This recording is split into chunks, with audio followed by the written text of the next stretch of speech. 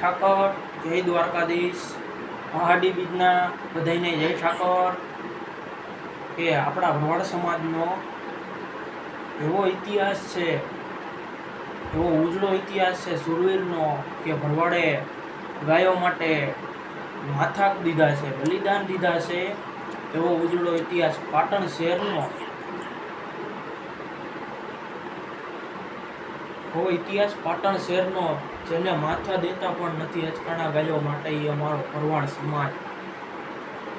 કદાચ ગાયો માટે મરવાનું થાય ને તોય અડધી રાતે માથું દઈ દે.